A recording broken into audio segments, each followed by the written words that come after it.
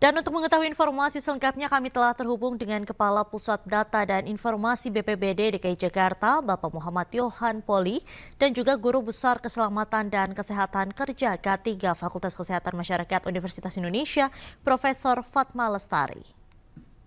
Selamat sore, Selamat Ibu. sore Bapak, Ibu. Selamat sore. Baik, saya akan ke Pak Yohan terlebih dahulu. Pak Yohan, sejauh ini bagaimana Pak perkembangan pencarian korban di Glodok Plaza hari ini? Kemudian apakah penyebab kebakaran ini sudah diketahui hingga saat ini, Pak?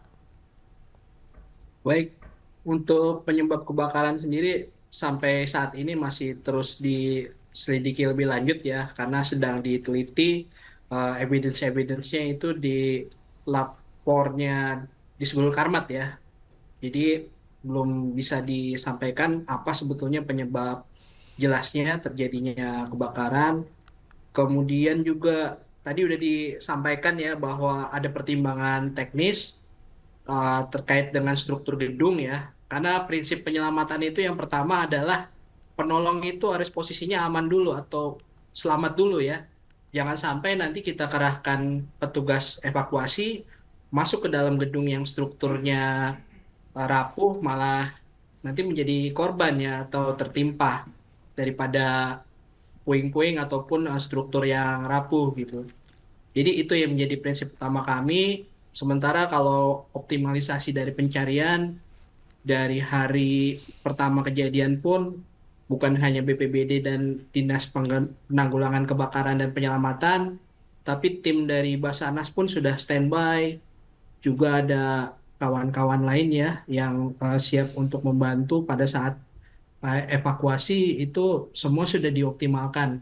Sehingga pada awal-awal setelah kejadian itu dari 14 itu secara bertahap hari demi hari ditemukan korban meninggal dunia yang berhasil dievakuasi ya sampai totalnya di hari akhir itu eh, 8 ya dari 14 yang melaporkan kerabat ataupun keluarga ataupun teman yang dilaporkan itu ke posko yang ada di Plaza Glodok ya. Kami mendirikan posko posko untuk melaporkan apabila ada anggota keluarganya yang hilang.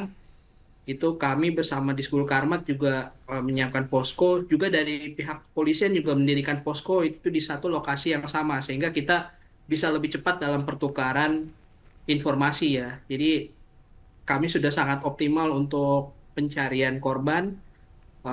Sempat juga terkendala ketika kemarin eh, turun hujan ya, ketika sore hari turun hujan sehingga pencarian itu kita stop karena lagi-lagi pertimbangan keselamatan untuk tim penyelamatnya. Baik. Sementara itu, Pak, betulkah bahwa pintu darurat ini kan dikabarkan tidak bisa dibuka oleh korban? Jadi, ketika kejadian, pintu darurat ini tertutup dan juga menyebabkan korban ini terjebak dan tidak bisa membuka pintu darurat itu. Apakah itu betul, Pak? Saya belum bisa menjawab itu ya, karena tadi saya sudah sampaikan bahwa ini masih dalam tahap penyelidikan.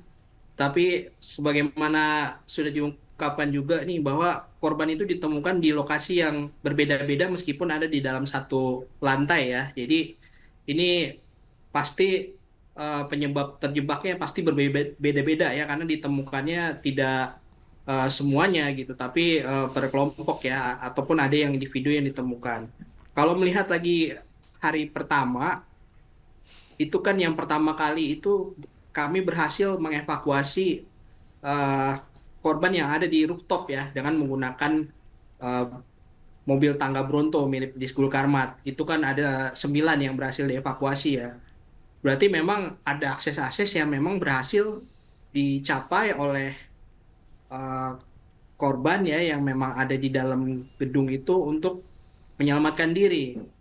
Yang jelas itu yang ke atas ya, itu bisa mengakses rooftop itu berarti memang eh, mengetahui akses itu ada yang mengarahkan gitu.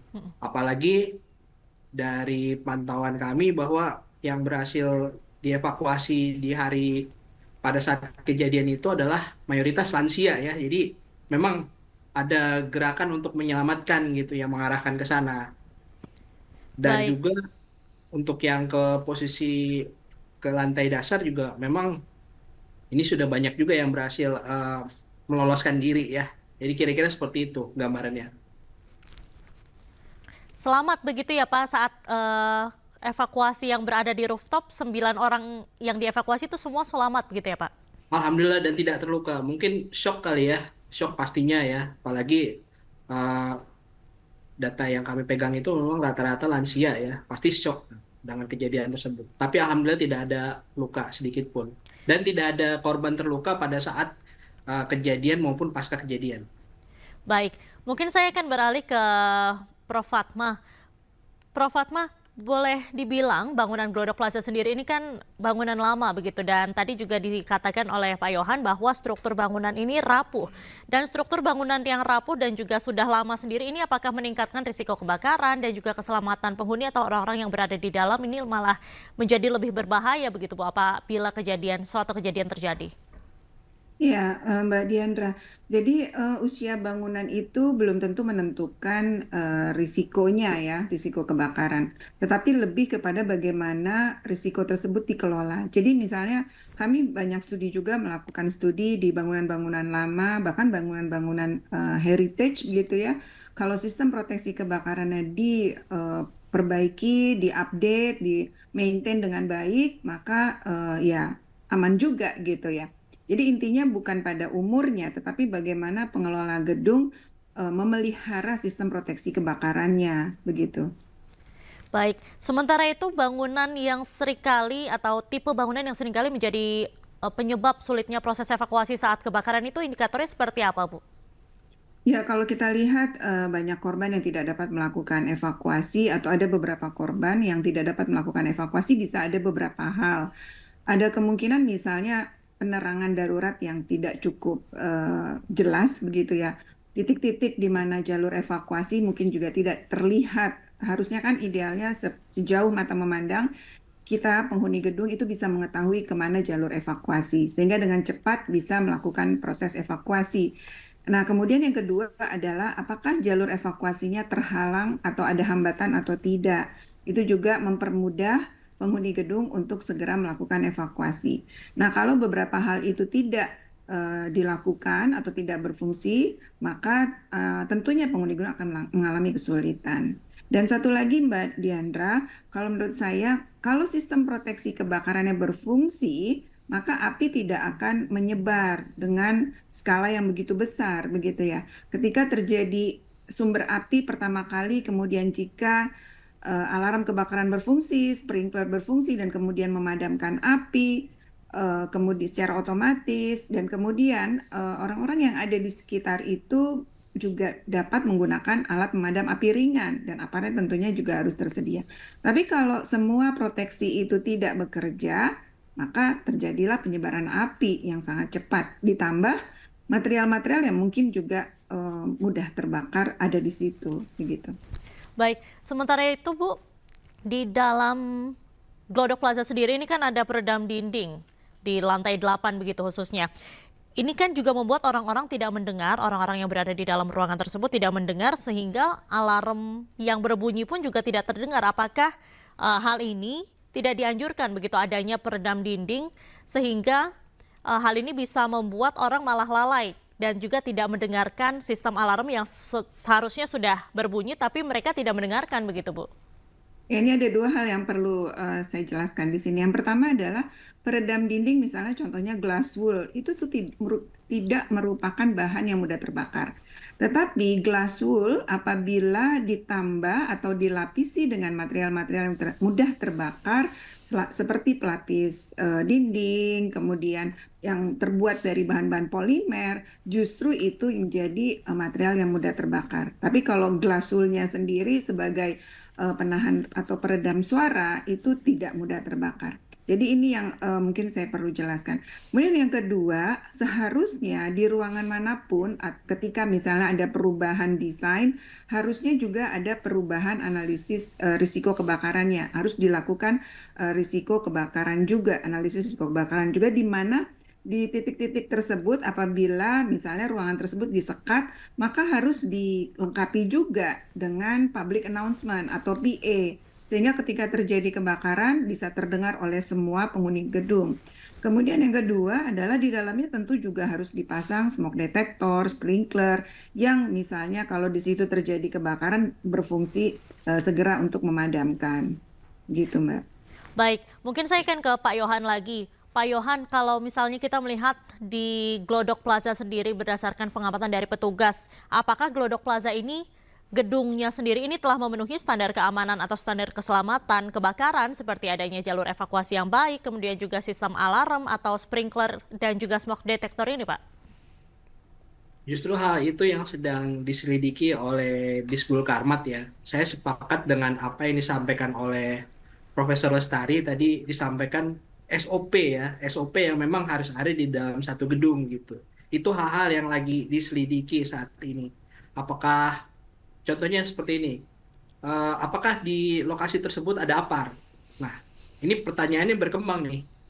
APARnya apakah dicek secara periodik setiap beberapa bulan sekali?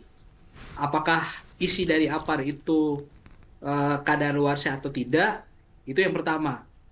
Yang kedua, apakah ada pelatihan penggunaan APAR?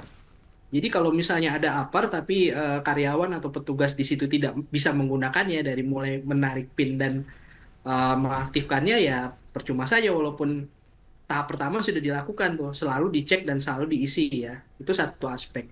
Yang kedua, sepengetahuan kami adalah gedung Glodok Plaza ini adalah salah satu bangunan yang didirikan di tahun 70-an yang mereka malah awal-awal itu memiliki sistem sprinkle itu tadi ya. Jadi cukup modern pada masanya gitu untuk proteksinya terhadap kebakaran. Tapi sebagaimana yang tadi disampaikan oleh Profesor Fatma, apakah ketika ada perubahan layout dalam denah gedung itu, apakah ada perubahan layout? Ini ada penyesuaian nggak desainnya terkait dengan keselamatan kebakaran? Juga SOP-SOP lainnya ini disesuaikan atau hanya dipindahkan saja? Kalau di awal-awal bangunan itu sudah cukup bagus sebetulnya jaringannya, tapi kalau misalnya pada saat renovasi dan perubahan fungsi itu tidak diperhatikan juga, ya otomatis sistem yang awalnya dirancang bagus pada saat bangunan itu dibangun, ini malah jadi tidak berfungsi ya. Sementara gedung ini sudah tentunya selama beberapa puluh tahun ini kan sudah berubah-ubah beralih-alih fungsi ya, tapi bisa jadi eh, ini tidak diikuti dengan perubahan sistem pengamanan terhadap kebakaran ya. Ini yang masih diinvestigasi sampai saat ini. Ada jejak-jejak mungkin yang bisa ditemukan apabila nanti memang SOP misalnya sudah dilaksanakan. Misalnya, apakah APAR itu sempat digunakan atau tidak? Kalau APAR itu ada dua jenis, ada APAR kering, ada APAR basah. Nah, ketika itu digunakan, pasti ada residunya. Mm-mm. Nah, residunya itu masih diselidikin nih, apakah ada atau minimal misalnya residunya hilang, apakah pinnya itu ada, pin yang Baik. ditarik itu ada nggak jejak-jejaknya. Nah, ini Mm-mm. masih menunggu hasil penelitian dari laboratorium Disbul Karmat ya. Jadi Baik. banyak yang memang belum bisa terjawab sekarang. Kita harus sama-sama bersabar menunggu hasil dari penyelidikan intensif ini disampaikan ya. Jadi kira-kira seperti itu. Baik. Baik, terima kasih Pak Yohan. Mungkin terakhir saya mau ke Bu Fatma lagi. Bu Fatma, mungkin apa yang bisa disampaikan mungkin untuk para pemilik gedung, lalu juga para masyarakat begitu untuk memitigasi hal ini agar kejadian serupa tidak terulang kembali, khususnya terkait dengan bagaimana cara mengevakuasi diri sendiri apabila ada kebakaran ataupun ada hal-hal yang seperti bencana alam terjadi, apa yang harus kita lakukan? Ya, yang pertama untuk pengelola gedung ya atau building management harus memastikan bahwa sistem proteksi kebakaran tersedia dan berfungsi dengan baik. Kemudian diuji, dilakukan inspeksi dan audit apakah berfungsi dan atau kalau ada kerusakan segera diperbaiki karena di situ taruhannya nyawa manusia. Kemudian yang kedua untuk penghuni gedung atau masyarakat ketika akan memasuki sebuah mall atau plaza begitu ya, tolong perhatikan di mana jalur evakuasinya Sehingga ketika terjadi keadaan darurat, apakah itu kebakaran ataupun bencana lainnya, kita bisa langsung mengetahui ke mana arah untuk melakukan evakuasi. Kemudian juga adalah pelatihan dan simulasi bagi pengelola gedung, khususnya karyawan yang berada di situ. Pelatihan dan simulasi ini penting untuk melatih ketika keadaan darurat menjadi lebih cepat untuk bertindak. Karena kalau tidak, yang ada adalah panik. Dan yang terakhir, kalau ke depan mungkin menurut saya perlunya modernisasi sistem proteksi kebakaran. Saat ini sudah cukup banyak penggunaan IoT atau Internet of Things, sensor untuk mendeteksi asap dan panas, begitu ya, yang bisa digunakan dan kemudian terintegrasi dengan sistem proteksi kebakaran. Dan juga memastikan bahwa gedung memiliki MKKG, Manajemen Keselamatan Kebakaran Gedung. Dan gedung juga memiliki Fire Safety Manager yang bisa melakukan inspeksi, audit, dan juga mempertahankan sistem proteksi kebakaran yang ada dalam kondisi yang optimal. Baik, baik, terima kasih banyak Bu Fatma dan juga Pak Yohan sebelumnya sudah bergabung bersama iNews sore hari ini. Terima kasih, salam sehat selalu Bapak Ibu. Ya, terima Terima kasih, kasih. Pak Diandra.